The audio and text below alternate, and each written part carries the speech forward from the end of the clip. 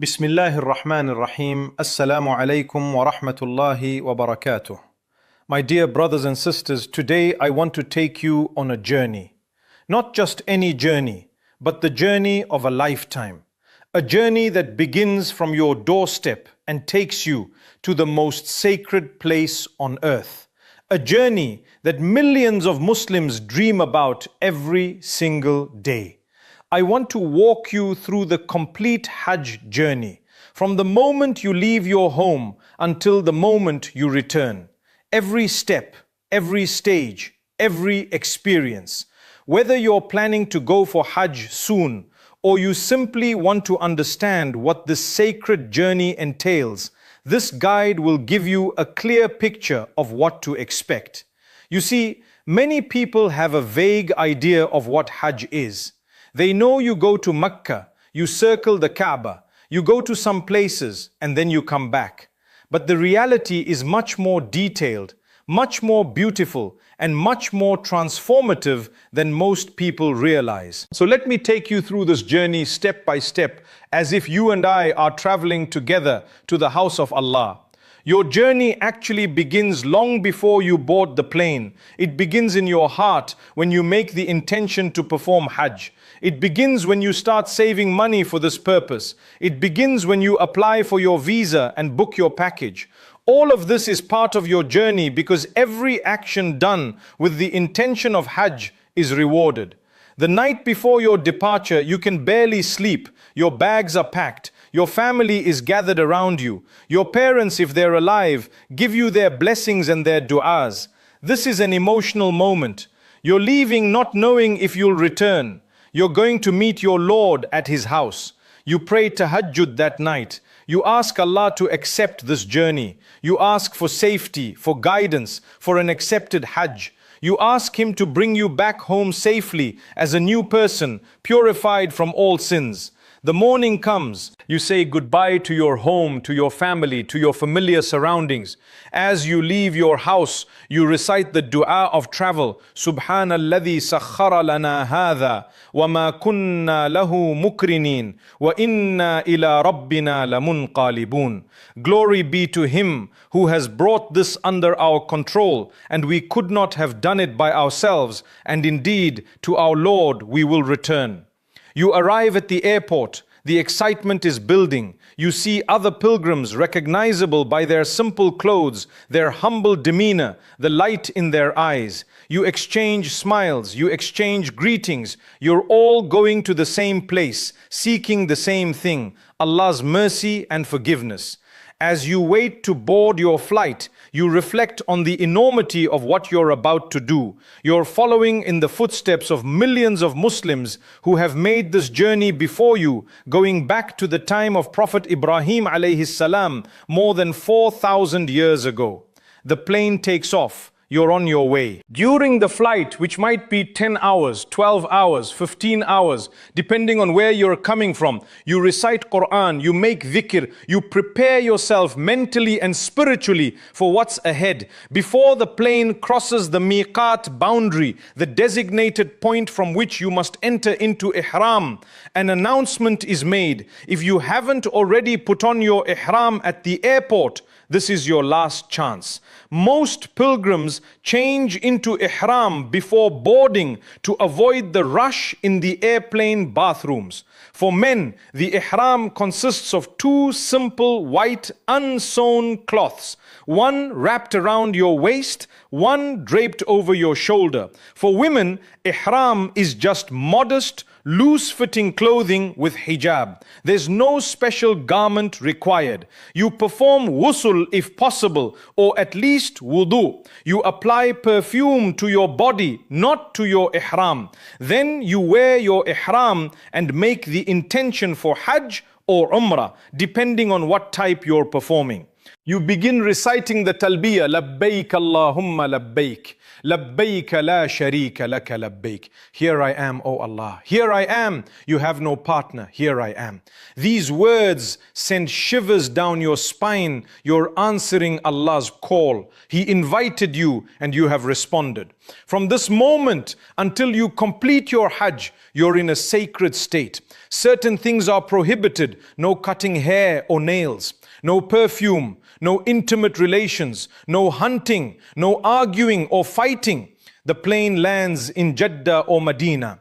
As you step off the plane onto the blessed land of Saudi Arabia, your heart is racing. You've made it. You're actually here. You recite the dua for entering a new town. Allahumma rabbas samawati sab'i wa ma azlalna.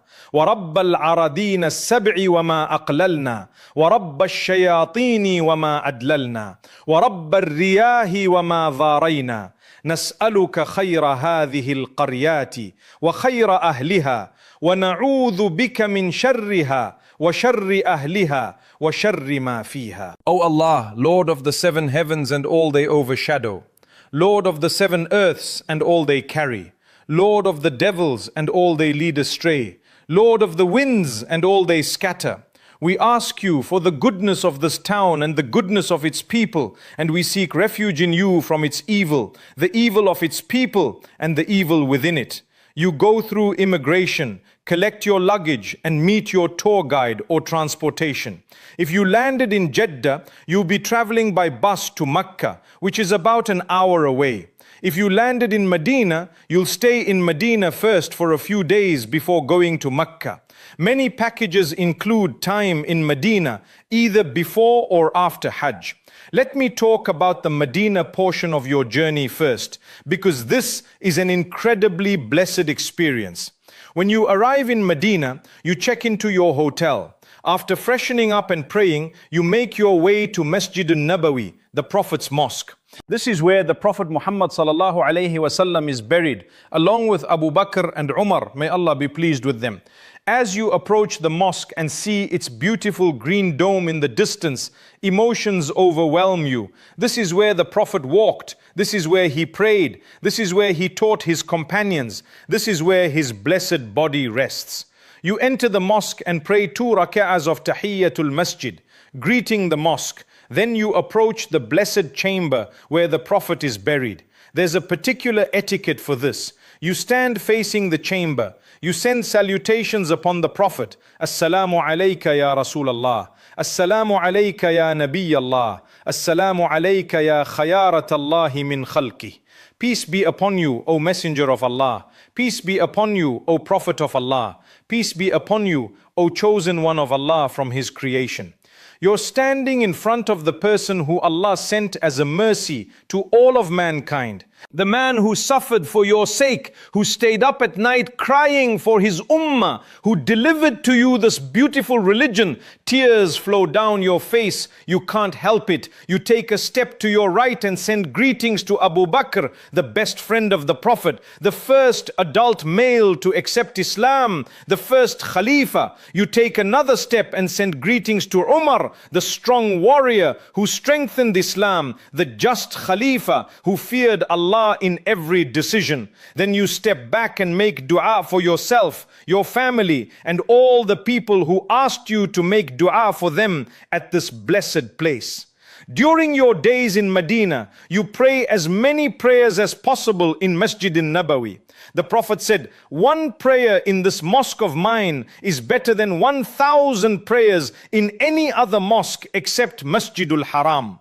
You visit the graves at Jannatul Baqi, the cemetery where many companions are buried. You visit Masjid-i-Quba, where praying 2 rak'ahs equals the reward of an umrah. You might visit other historical sites like the mountain of Uhud, where the famous battle took place. These days in Medina are peaceful, spiritual, reflective. You feel close to the Prophet. You feel the history. You feel the legacy of Islam all around you. After a few days in Medina, it's time to travel to Mecca. This is the main event. This is what you came for.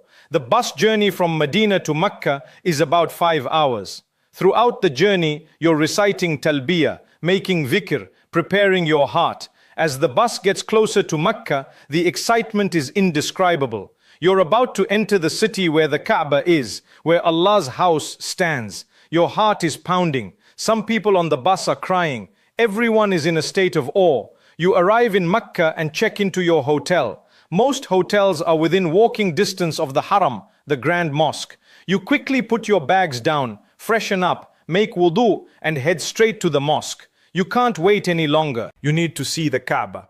As you approach the Haram, you see thousands of people entering and exiting. The scale of this place is beyond anything you imagined. You enter the mosque, walking through the marble courtyards, heading toward the center where the Kaaba is. And then you see it. The Kaaba, the house of Allah, the Qibla that Muslims around the world face 5 times a day. There it is, draped in its black cloth, standing majestically in the center of the Haram. Everything stops. Time stands still. You freeze. Tears pour from your eyes like rivers. You can't believe you're actually seeing it with your own eyes. This moment, this feeling can never be described in words. You have to experience it to understand. The Prophet ﷺ said that the dua you make when you first see the Kaaba is accepted. So you raise your hands and pour your heart out to Allah. You ask for everything you need. You ask for forgiveness. You ask for guidance. You ask for Jannah. Then you prepare to perform your first tawaf. If you're doing Hajj Tamattu or Hajj Qiran, you first perform the tawaf and sa'i of Umrah. If you're doing Hajj Ifrad, you can perform the Tawaful Qudum, the arrival tawaf. You join the massive circle of people, all moving in one direction, all circling the house of Allah. 7 times you circle it. With each circuit, you're getting closer to Allah. With each step, sins are falling away from you like leaves from a tree. You're walking where prophets walked. You're performing the ritual that Prophet Ibrahim performed, that Prophet Muhammad performed, that countless believers have performed for thousands of years. You're part of this unbroken chain of submission to Allah. After tawaf, you pray 2 rak'ahs at Maqam Ibrahim if possible, or anywhere in the Haram if it's too crowded.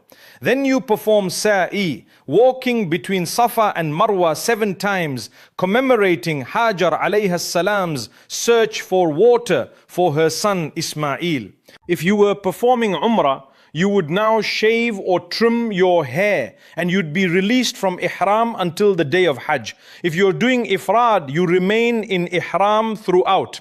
The days before the 8th of Dhul Hijjah are spent in Mecca. You pray in the Haram as much as possible. You perform multiple tawafs. You sit and stare at the Kaaba, never getting tired of looking at it. You make dua at Multazam, the area between the black stone and the door of the Kaaba. You drink Zamzam water and make dua because the Prophet said, Zamzam water is for whatever purpose it is drunk. You might visit Jabalun Nur, the mountain where the cave of Hira is, where the Prophet received the first revelation. You might visit Jabal Thawr, where the Prophet and Abu Bakr hid during migration. These are not religious obligations, but they connect you to Islamic history. Then comes the 8th of Dhul Hijjah. This is when Hajj officially begins. If you had come out of Ihram after Umrah, you now put it on again. You make the intention for Hajj. You start reciting the Talbiyah again. You travel to Mina, a valley of tents, about 7 kilometers from Mecca. Millions of pilgrims stay here in massive tent cities. You're assigned a tent with your group. The tents are simple, carpets on the floor, some fans or air conditioning. If you're lucky, you'll sleep on the floor, but you don't mind. You're here for Allah, not for comfort. You spend the day and night in Mina, praying 5 prayers there. This is a time of peace, of reflection, of preparation for the greatest day ahead, the day of Arafah. On the morning of the 9th of Dhul Hijjah, after Fajr prayer, you travel to Arafah. This is it. This is the day, the most important day of Hajj, the day that if you miss it, you've missed Hajj entirely. You arrive at the plains of Arafah. It's a vast open area surrounded by mountains. Millions of people are here, all dressed in simple white, all equal before Allah, rich and poor, Arab and non-Arab, black and white, young and old, all standing together on this blessed plain. From noon until sunset, you remain here. You pray Dhuhr and Asr, combined and shortened. Then you spend the rest of the day in worship. You make dua like you've never made dua before. You cry like you've never cried before. You beg Allah like your life depends on it, because in reality, your eternal life does depend on it. The Prophet said, Hajj is Arafah. This is your moment. This is your chance. Allah is looking at you. He's listening to you. He's ready to forgive you. Don't waste a single second. As the sun begins to set, you feel something shifting in your heart. You feel lighter. You feel cleansed. You feel hopeful. You leave Arafah after sunset and head to Muzdalifah, another open area under the stars. You pray Maghrib and Isha together in Muzdalifah. You spend the night here, sleeping under the open sky. You collect pebbles for the stoning ritual. This is a night of tranquility after the emotional intensity of Arafah. After Fajr, you leave Muzdalifah and return to Mina. Today is the 10th of Dhul Hijjah, the day of Eid. But for you, it's not about celebration yet. You have rituals to complete. You throw 7 pebbles at the largest jamarat, symbolizing your rejection of shaitan. You arrange for your sacrifice, an animal sacrificed on your behalf. You shave or trim your hair. With these 3 acts, you're released from most restrictions of ihram. You change into regular clothes. You can wear perfume again. You feel refreshed, renewed, reborn. Over the next few days, you return to Mecca to perform Tawafuz Ziyara and Sa'i. You go back to Mina for the 11th and 12th days, throwing pebbles at all 3 jamarat. You complete all the rituals of Hajj. Finally, before leaving Mecca, you perform Tawaful Wida, the farewell tawaf. This is emotional. You're saying goodbye to the house of Allah. You don't know if you'll ever return. You board your flight home. You're exhausted but exhilarated. You're tired but transformed. You return home as the Prophet promised, as pure as the day you were born. Your family greets you with joy. Your friends call you Haji, but the title doesn't matter. What matters is the change in your heart, the commitment to live differently, to be better. This is the journey of Hajj. From your doorstep to the house of Allah and back. May Allah grant us all the opportunity to make this sacred journey. Ameen. Jazakumullahu khairan. Assalamu alaikum wa rahmatullahi wa barakatuh.